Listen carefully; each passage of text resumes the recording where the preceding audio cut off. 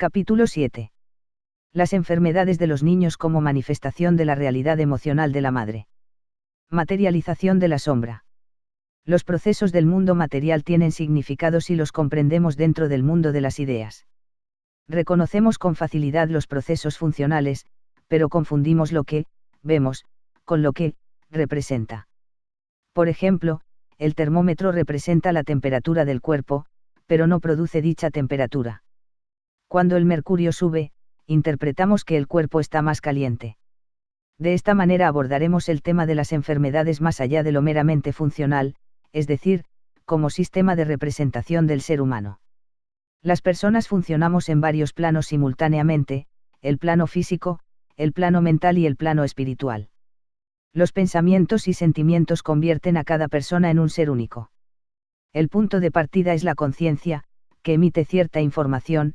Cuando el modelo es más o menos armonioso, lo denominamos salud, y en el caso de ser menos equilibrado lo llamamos enfermedad, aunque estos dos términos no representan algo tan concreto como solemos creer.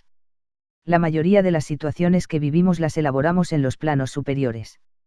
Cuando el sentimiento es doloroso o por alguna razón inconsciente, decidimos desecharlo, reaparece en el plano físico. Es decir, se materializa. Esta materialización inconsciente de aspectos ocultos de nuestra alma se titula síntoma. El síntoma en el cuerpo invariablemente molesta. La primera reacción es querer eliminar esa molestia que viene de fuera a perjudicarnos. Sin embargo, el síntoma físico es la mejor señal de la que dispone el ser humano para buscar el origen del desequilibrio.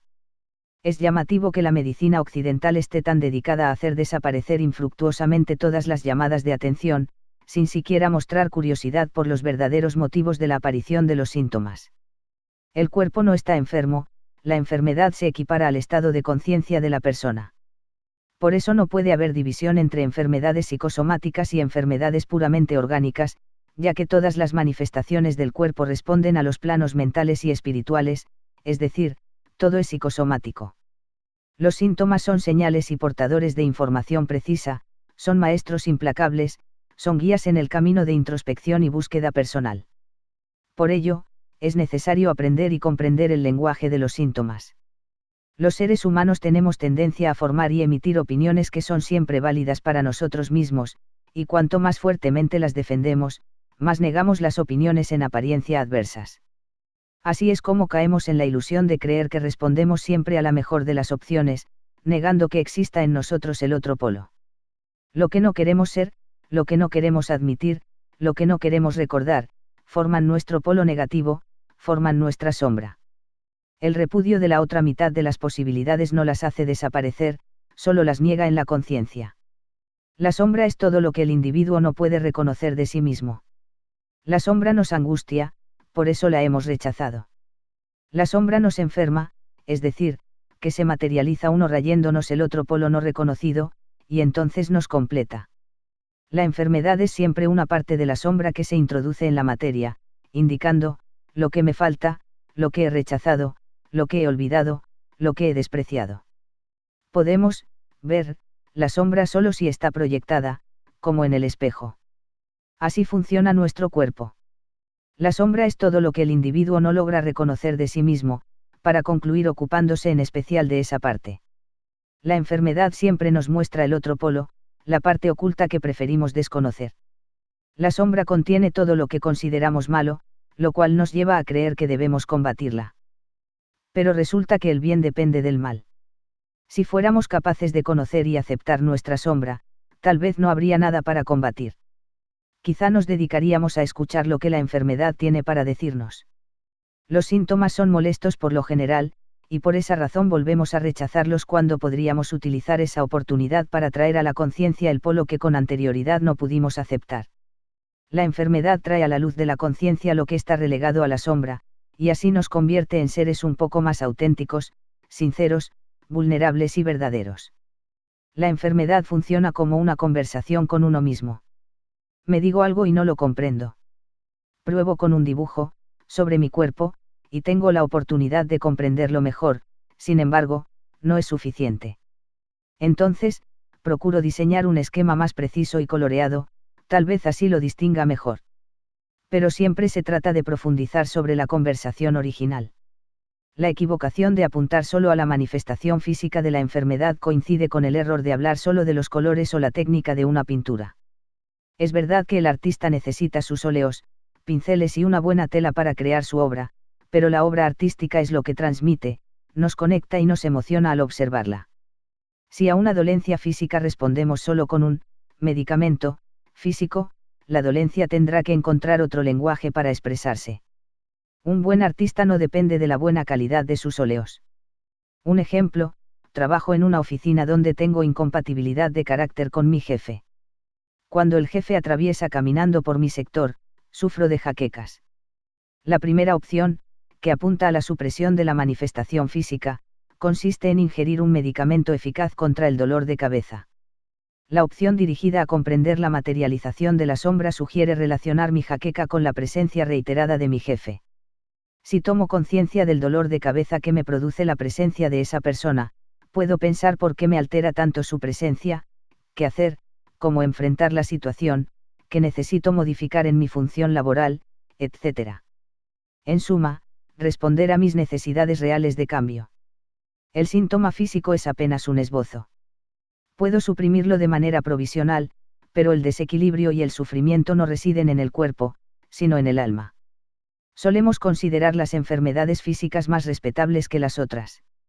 Nos permitiremos avisar nuestra ausencia en el lugar de trabajo a causa de una conjuntivitis, pero no podremos confesar que la verdadera causa tiene que ver con la tristeza y la necesidad de llorar, ya que no será aceptada como válida. ¿Qué diferencia hay entre resfriado y tristeza? ¿Nervios o úlcera? ¿Egoísmo o cáncer? ¿Miedo o psoriasis? La enfermedad tiene, en nuestra concepción corriente, una connotación negativa. Se supone que tenemos que luchar contra las enfermedades, ya que son terribles enemigos que nos acechan. Sin embargo, sería interesante que abandonáramos por un rato esta lucha y estuviéramos dispuestos a ver lo que la enfermedad tiene de valioso para mostrarnos. Esto es posible solo con la disposición honesta de cuestionarnos nuestras opiniones y elevar nuestro pensamiento. La curación tiene que ver con la ampliación del conocimiento de sí mismo. La enfermedad se produce en el cuerpo, y por supuesto necesita una condición funcional para plasmarse. Pero esa condición no es causante de la enfermedad, por ejemplo un virus, sino que el ser humano lo utiliza como medio para realizar la enfermedad. En la aparición de los síntomas puede haber causas funcionales muy diversas, pero estas son indiferentes para comprender el significado esencial que la enfermedad tiene para esa persona en particular. Para intentar un acercamiento a la comprensión de la enfermedad, es necesario relacionar los síntomas con otros hechos físicos y emocionales, aunque a veces les demos muy poco valor, por considerarlos insignificantes. También es preciso encontrar correspondencias con pensamientos análogos, buscando coincidencias en las manifestaciones, en el lenguaje, en el relato de la dolencia. Y situar el síntoma en el tiempo, es decir, en qué circunstancias hizo su aparición. Darse cuenta de a qué nos obliga el síntoma es otro dato interesante. Si pensamos que el síntoma nos completa, nos ofrece lo que nos faltaba. Es importante señalar que un síntoma siempre se anuncia primero en la mente, bajo la forma de idea, deseo, fantasía, temor. Solo cuando no es tenido en cuenta reaparece en el plano material, en el cuerpo, por lo general de manera análoga. La enfermedad aparece cuando uno se halla en condiciones de dar un paso más en el camino de comprensión. Las situaciones externas aparecen cuando las generamos desde nuestro interior. La medicina tradicional tiene como objetivo la desaparición de la enfermedad y, más aún, la desaparición de los síntomas. Luchar contra la enfermedad es luchar contra nosotros mismos, contra nuestra sombra, que también somos nosotros. Y por eso falla. El objetivo nunca debería ser la desaparición del síntoma, ya que él nos permitirá comprender el camino a seguir. La medicina académica inventa especialidades cada vez más pequeñas y separadas del cuerpo humano. Genera recursos para tratar los órganos y las diferentes partes del cuerpo, y descuida al individuo enfermo que habita ese cuerpo. Escuchar realmente un síntoma nos obliga a ser más sinceros con nosotros mismos. No tenemos otro amigo más sincero, alguien que nos muestre las cosas con tanta crudeza. Combatir la enfermedad es creer que la enfermedad es un obstáculo y que está contra nosotros, en vez de aceptar que es parte nuestra y que nos da la posibilidad de hacernos más completos, de generar un camino de curación. Los síntomas no están divididos en categorías. Simplemente, hay que comprender su lenguaje análogo. Incluso, no importa si lo padecemos en el propio cuerpo o en el cuerpo o actitud del hijo pequeño cuando estamos fusionados emocionalmente con él. Por ejemplo, si anhelamos momentos de soledad pero no logramos dejar un espacio en nuestra rutina cotidiana, aparece un signo físico que nos obliga a cumplir esa necesidad de soledad, un ataque de alergia que nos hace estornudar tantas veces que los demás se alejan. O un episodio de asma en el que recibimos la indicación médica de un reposo urgente en la cima de una montaña, donde el aire es más puro, etc. A través de la enfermedad obtenemos lo que necesitamos. A veces aparece una necesidad abrumadora de reposo, soledad, oscuridad y recogimiento. Podríamos vivirlo en positivo, con conciencia, aceptando esa voz interior y encontrando la manera posible de llevarlo a la práctica.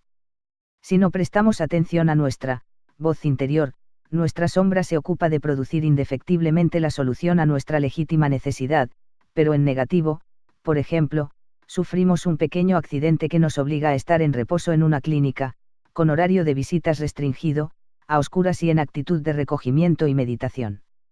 Podríamos definir salud como una permanente búsqueda de apertura y aceptación hacia los procesos internos. Tal vez una definición más acertada de la palabra enfermedad se refiera a la poca conciencia de los estados internos y la no aceptación del lenguaje de los síntomas que necesitamos descifrar.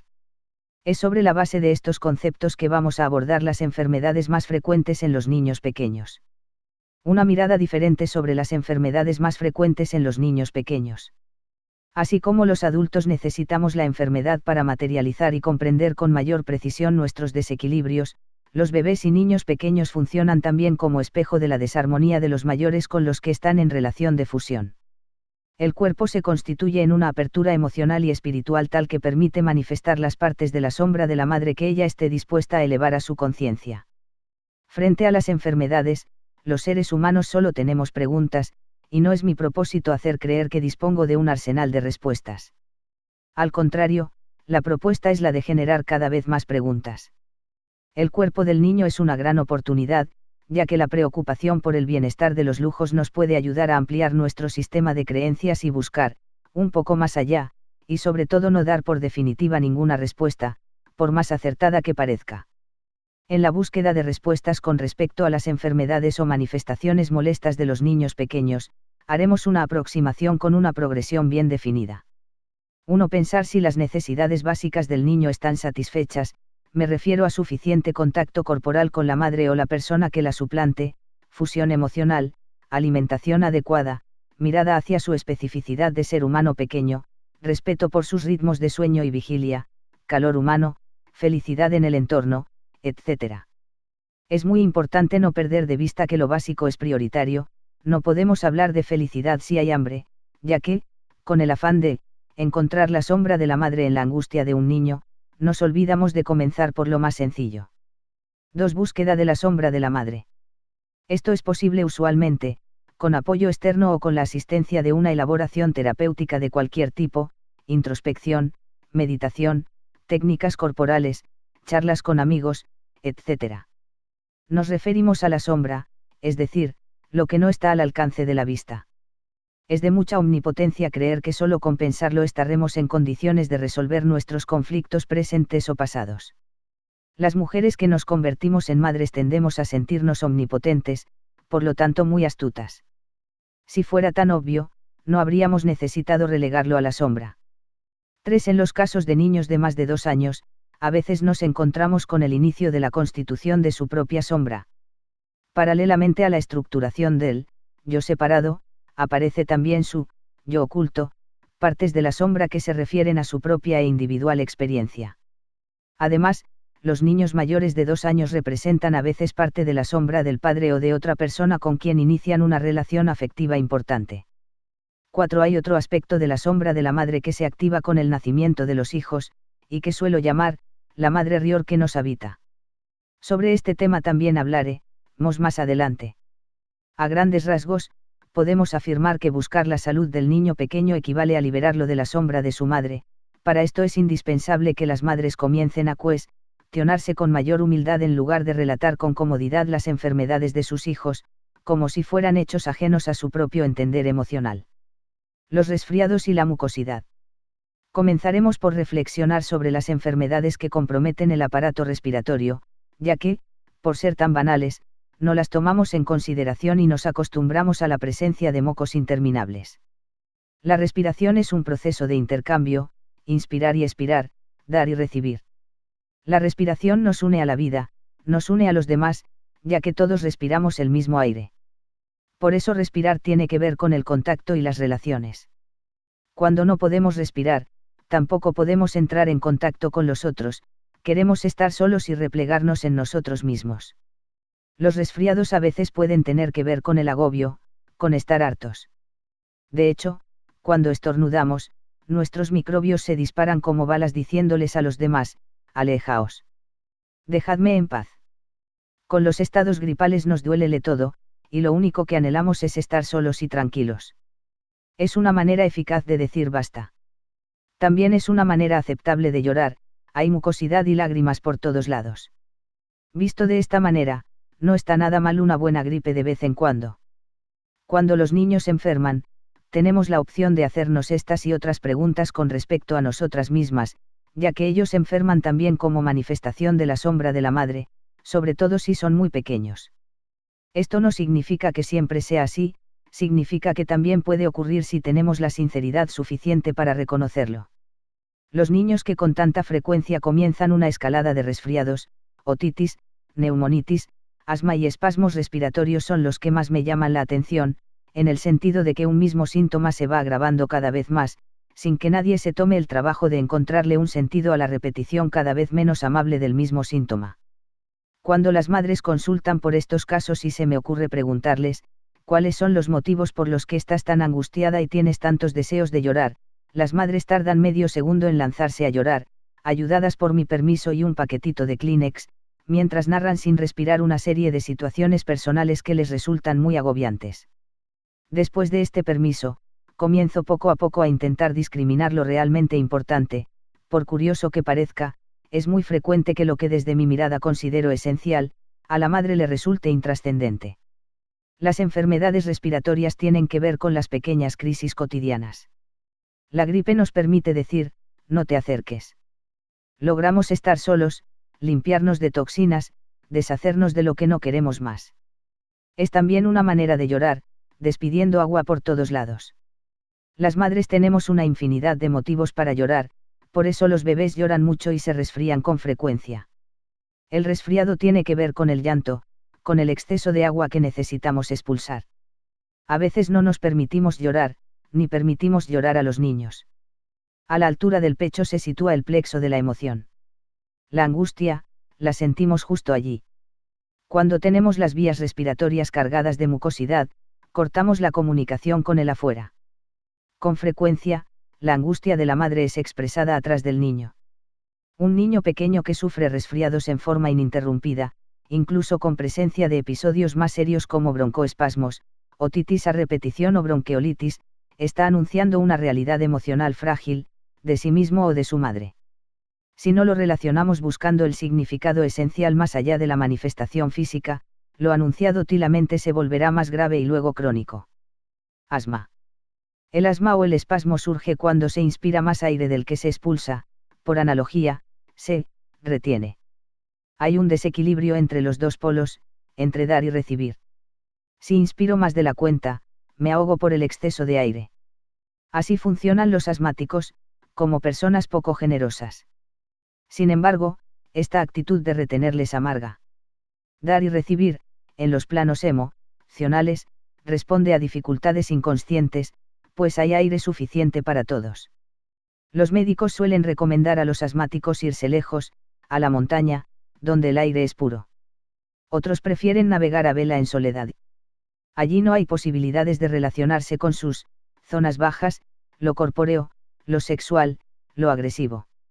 En general, son personas muy mentales, elevadas, intelectuales e inteligentes.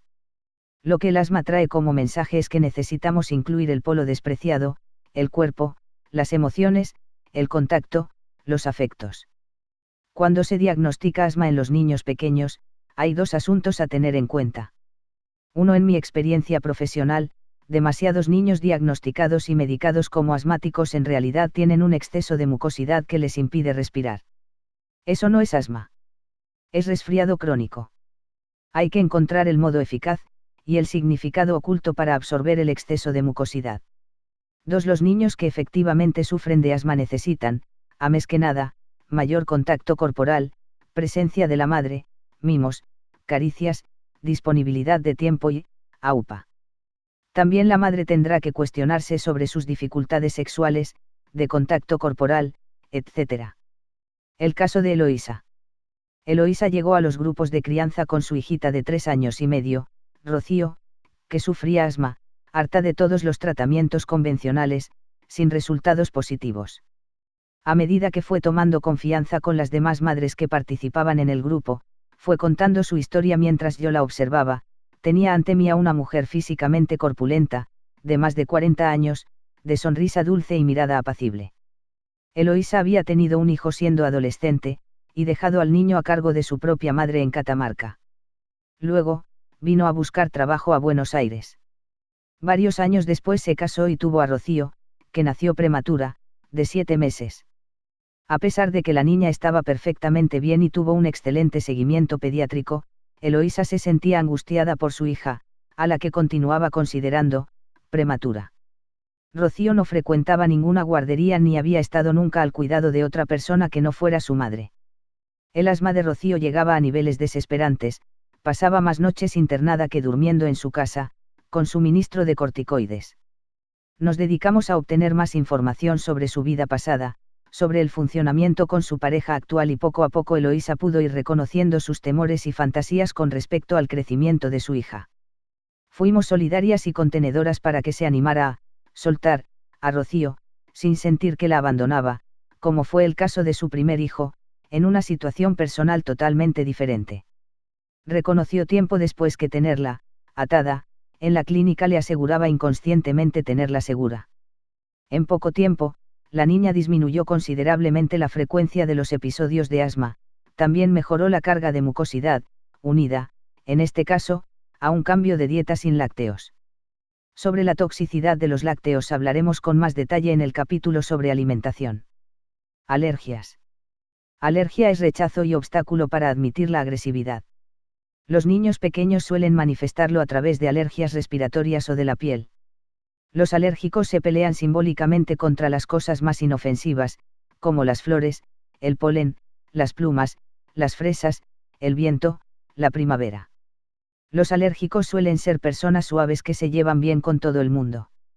Este polo agresivo no aceptado aparece en las peleas contra objetos inocentes. También tiene que ver con los aspectos corporales, la sexualidad, la primavera, la fecundación, la exuberancia. En las alergias de la piel lo que no se tolera es el contacto, y en el caso de los bebés reflejan dos situaciones diferenciadas. 1. Los bebés que no tienen satisfechas las necesidades básicas de contacto físico no son suficientemente alzados, por lo tanto su piel, brota, reclamando caricias. 2. Los que manifiestan la sombra de la madre. Es pertinente preguntarse, ¿tolero el contacto físico con los demás? ¿Cómo vivo mi propia sexualidad? ¿Entro en contacto con mis sentimientos? ¿Tolero los afectos íntimos? De cualquier manera, es importante distinguir entre un bebé que a veces tiene erupciones cutáneas respondiendo a una situación puntual y pasajera, de un bebé que las tiene constantemente y ante cualquier situación, materializando una problemática más profunda. Es interesante todo lo que podemos aprender si observamos con atención lo más visible de nuestro cuerpo, la piel. Es el límite entre el adentro y el afuera, es lo que separa el yo del tú. Es la frontera personal y la protección. La piel es una inmensa superficie de proyección, una piel sensible revela una persona sensible. La piel enrojece cuando sentimos vergüenza o excitación. Aparece el acné juvenil cuando explota al exterior la exuberancia de la sexualidad. En la piel se reflejan los nervios, miedos y deseos. En general, lo que aparece sobre la superficie de la piel son situaciones inconscientes superficiales y fáciles de resolver. Infecciones. Son guerras materializadas en el cuerpo, responden a conflictos previos que no hemos podido reconocer. Cuando aparece un enemigo, bacterias, virus, nos alistamos a defender nuestro territorio. Elevamos nuestra temperatura, nuestra mejor arma para hacer frente al enemigo, y comienza la batalla, hasta que uno de los dos bandos gana. Si la defensa fue eficaz, esta se ir fortalecida, y después de la enfermedad logramos evolucionar, en crecimiento, comprensión, sabiduría. Hemos tenido contacto con nuestro enemigo, disponemos de buena información sobre él, inmunidad, y no nos va a volver a sorprender. Hay guerras que se prolongan eternamente, porque la defensa no es del todo resolutiva y los atacantes están siempre en la frontera. Son las enfermedades crónicas que nos desgastan, nos deterioran, están siempre presentes sin terminar de resolver nada en profundidad. Cuando sufrimos infecciones podríamos preguntarnos, ¿por qué lucho? ¿Con quién estoy enfadada? ¿Qué es lo que no quiero admitir? ¿Contra qué o quién estoy peleando? ¿Qué conflictos se me presentan y no puedo darme cuenta? ¿A quién no puedo perdonar? Es importante que la infección atraviese su proceso. La medicina occidental abusa del uso de antitérmicos, quitando al organismo su mejor defensa, la fiebre. La fiebre es útil, por supuesto, en la medida en que esté debidamente controlada y no ponga en riesgo la vida de la persona. Dar antitérmicos apenas aumenta la fiebre, es dejar al organismo indefenso. Claro que en muchos casos es necesario actuar con rapidez en el plano funcional, dar antibióticos. La diferencia la hace el grado de conciencia con que se actúa. Cuando se trata de infecciones en los niños pequeños, es necesario apuntar a una doble mirada, hacia el niño y hacia su madre. Trasladamos la mirada hacia la sombra de la madre, tratando de situar los conflictos más prominentes, que indefectiblemente, salen a la luz, a través del cuerpo del niño. Es indispensable que seamos capaces de darle razón a la enfermedad o a la conducta molesta del niño en lugar de luchar contra el síntoma. Necesitamos amigarnos y comprenderlo. Luego decidiremos cuál es el camino de curación física y espiritual que elegimos transitar. El caso de Rodrigo y su mamá. Mirta consultó por su hijo, Rodrigo, de 10 años, que sufría un estreñimiento crónico. Tenía pavor de sentarse en el inodoro porque veía sapos. La madre había hecho varias consultas por las visiones de Rodrigo. Enseguida supe que esta madre era una mujer increíblemente controladora con este único hijo, a quien no dejaba nunca solo, prohibía casi todo, no permitía salir a jugar con otros niños, era muy exigente con las tareas del colegio y obligaba a Rodrigo a llevar una vida formal, recluida y a merced de satisfacer sus propias expectativas. En suma, Rodrigo nunca le había dicho que no a nada, al contrario, ella relataba con orgullo la docilidad y la bondad de su hijo. Comprendí que, para Rodrigo, retener su materia fecal era la única manera aparentemente posible de decirle, no, a su mamá. Representaba el mínimo ejercicio de libertad. En este caso, el objetivo terapéutico no debía residir en lograr que el niño moviera el vientre con normalidad, ya que lo estaríamos privando de su necesidad más inmediata y profunda, que tenía que ver con la búsqueda desesperada de su propio yo separado de su mamá. Por el contrario, había que apuntar a las dificultades de esa madre para permitir que su hijo creciera y ocupara su propio lugar en el mundo. Era fundamental que quitáramos la mirada del síntoma en sí y comprendiéramos su lenguaje análogo. Los sapos lo ayudaban a agregar credibilidad a su desafiante postura.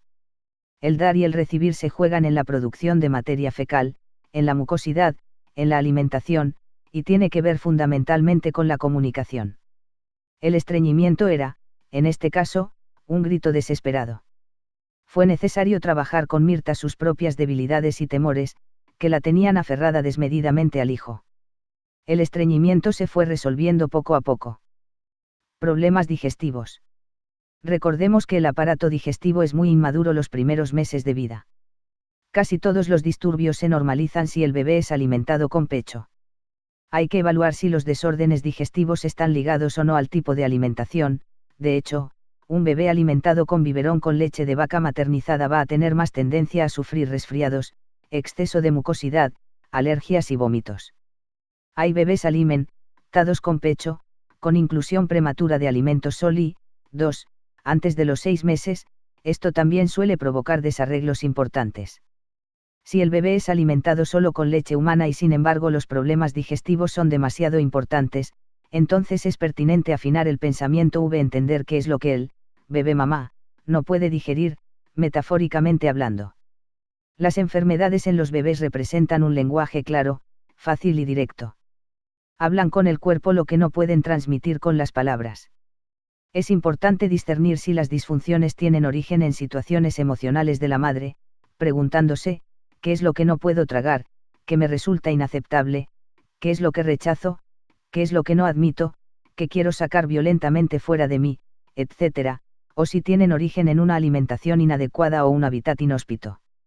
Lo que el bebé manifiesta no es solo, a causa de, sino también, para algo. Nos calma saber de dónde viene la enfermedad, pero es necesario preguntarnos también hacia dónde nos lleva, qué es lo que precisamos descubrir. Cada manifestación física molesta de nuestros hijos nos permite cuestionarnos algo más profundo y escondido de nuestra personalísima sombra. Conductas molestas, el caso de Florencia. Los padres de Florencia consultaron muy preocupados, ya que esta niña, de 7 años, era insoportable, imposible para vivir en familia, y no sociable. Tenían otra hija, de 5 años, llamada Clara, y un varón recién nacido, Bruno, que mamaba plácidamente el pecho de su madre. Florencia parecía salvaje, no respetaba ninguna consigna, peleaba todo el día, tenía conductas extrañas, como pintarrajearse la cara antes de salir a la calle, resultaba difícil vestirla y hacer cualquier actividad en conjunto. Les pedí que me relataran brevemente las historias personales y los sucesos más importantes desde que se constituyeron en pareja. El nacimiento de Florencia fue por cesárea, y luego a Patricia, la madre, le diagnosticaron una depresión puerperal, y la medicaron psiquiátricamente. Esta medicación le imposibilitó ocuparse del bebé todo el primer año de vida, no pudo amamantarla ni sostenerla, y los recuerdos que tenía de ese periodo eran borrosos. Luego quedó embarazada de su segunda hija, y decidió autónomamente abandonar la medicación. Desde allí conservaba recuerdos lúcidos, como la recuperación de la relación con Florencia, después el parto de Clara, la lactancia normal de esta hija, años más tarde el siguiente embarazo y el parto de Bruno. En el relato me sorprendieron la desconexión y la falta de recuerdos en la que se sumergió por la ingesta de medicamentos, de manera que traté de imaginar la vivencia de Florencia bebé con una madre desconectada e incapaz de hacerse cargo de ella. Se me ocurrió entonces pensar que Florencia aún estaba reclamando la etapa bebé que no había podido vivir. Quería abrazos, atención permanente, aupa, exclusividad. Los padres se sorprendieron al constatar que Florencia solo funcionaba si estaba sola con alguien. Le gustaban los lugares pequeños y no expuestos, jugar con una sola persona, hacer cosas de bebés, ensuciarse, mecerse, le molestaban los ruidos fuertes. Los padres decían, llorando, que a veces parecía loca. Claro, tenía el cuerpo de una niña de 7 años pero la emocionalidad herida de un bebé. Les propuse hacer como si fuera un bebé y que, además de Bruno, durante un año, habrá otro bebé para atender en la casa. También les propuse que le contaran a Florencia la historia de su primer año de vida, y la sacaran de la escuela muy exigente a la que concurría, para enviarla a otra más hogareña. Les pareció aterradora y, un poco loca, la propuesta, pero habían consultado ya con muchos profesionales y la convivencia con Florencia era cada vez más compleja. No había mucho que perder. Es frecuente que nos asuste volver para atrás, ya que tenemos todos prisa para que los niños crezcan. Pero las regresiones no sanan. Todas las terapias que hemos inventado hasta ahora para sanar se basan en regresiones de algún tipo, y creo que es mejor tener que regresar a los 7 años que a los 30 o 40. No pasa nada grave si tratamos como a un bebé a una niña de 7 años. Muchos adultos pretendemos ser tratados como niños y estas conductas condicionan nuestras relaciones afectivas. La cuestión es que los padres de Florencia revisaron todo el funcionamiento cotidiano. El padre ayudó a cuidar a esta niña, ya que la madre estaba además cuidando de un bebé real. Constataron una y otra vez que casi cualquier cosa era posible realizar con Florencia si ella se sentía totalmente contenida y cuidada. Casi siempre alguien jugaba con ella a solas, hacía un programa dedicado con exclusividad y se generaba una comunicación íntima. Llevó casi un año esta rehabilitación, similar al tiempo que Florencia necesitaba recuperar de intimidad y fusión con su madre. Se convirtió en una niña normal, muy demandante por cierto, pero una niña con quien fue posible convivir en familia. Es necesario recalcar la generosidad de los padres, que dejaron de lado las opiniones y prejuicios sobre lo que está bien está mal, y se dedicaron a ofrecer a Florencia lo que ella necesitaba. El caso de Marcos, fusión emocional, música y lenguaje. Carmen, la madre de Marcos, de 3 años y medio, consultó por qué su hijo parecía tener un retraso en el lenguaje. Solo era capaz de repetir las frases. Por ejemplo, si le preguntaban, Marcos, ¿quieres beber agua?, el niño contestaba, sí, ¿quieres beber agua? Nunca hablaba en forma autónoma. Pascal es radiocomunicarse, solo repetía afirmativa o negativamente, cobre segunda persona del singular, tú. Por otra parte, parecía tener un desarrollo intelectual avanzado, ya que era capaz de montar el solo rompecabezas de 300 piezas. También tenía una capacidad extraordinaria en el área musical, conocía de memoria y cantaba más de 100 canciones, algunas de las cuales contenían palabras difíciles, que pronunciaba a la perfección. Si escuchaba a alguien pronunciar una palabra, de inmediato cantaba la canción que incluía ese término en alguna estrofa. Me llamó la atención la nitidez con la que manifestaba el síntoma. Se trataba de perpetuar la fusión emocional, mamá-bebé, ya que a los 3 años y medio no había iniciado la separación emocional hacia él, yo soy. No se trataba de inmadurez intelectual, pero sí de inmadurez en el plano emocional. Me dispuse a interrogar a Carmen sobre su historia personal, vida cotidiana, nacimiento de Marcos y hechos relevantes. Supe que su marido era un artesano, y que ambos conformaban una pareja muy bohemia, habían viajado por todo el país como nómadas, viviendo de la artesanía, a veces en muy malas condiciones económicas.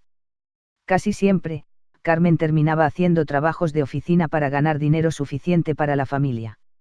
De hecho, desde el nacimiento de Marcos, Carmen estaba siempre preocupada por conseguir trabajo y sustento, cosa que lograba resolver aún en las peores circunstancias. Marcos pasaba mucho tiempo acunado por la música, era bebé que se quedaba largas horas escuchando música, tranquilo, cuidado por su papá.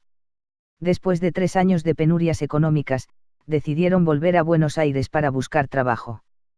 Carmen lo logró enseguida y comenzó a trabajar todo el día fuera del hogar. Roberto, su compañero, continuaba con tranquilidad la manufactura de su artesanía, con poquísima ganancia. Me pareció que Marcos estaba aún ávido de vivir su vida de bebé. Necesitaba más tiempo de fusión, una mamá conectada, dispuesta, contenida y acogedora. Aunque la intención de Carmen era ser una buena madre, la realidad la empujaba constantemente hacia el afuera. Le dije que Marcos había adoptado la música como elemento maternante, al fin y al cabo, era la música lo que lo acompañaba largas horas durante la ausencia de su madre. Por eso podía comunicar cantando o musicalizando las frases. Marcos hablaba como si él fuera otro. No podía iniciar el proceso de separación porque aún tenía hambre de fusión. Propuse a Carmen que le diera a su hijo lo que éste le pedía, tiempo de fusión. Le sugerí que, en lugar de estimularlo, para que hablara como un niño normal de 3 años y medio, le ofreciera tiempo de bebé, aupa, tiempo compartido, brazos, canciones. Cuando él tuviera suficiente mamá interna, eso notaría en condiciones de abandonar la fusión. Era un niño extremadamente inteligente. Pero había que enfrentarse a la verdadera dificultad, los acuerdos de pareja. Era indispensable que Roberto ocupara su función. Que consiguiera trabajo, que cuidara a su familia, que sostuviera emocional y económicamente a su mujer, para que ella estuviera en condiciones de cuidar en libertad al hijo de ambos. Que desocupara el lugar de niño, porque ese lugar tenía que ser ocupado por el niño real, que era Marcos. En efecto, empezó el conflicto de pareja, pero ese es otro cantar.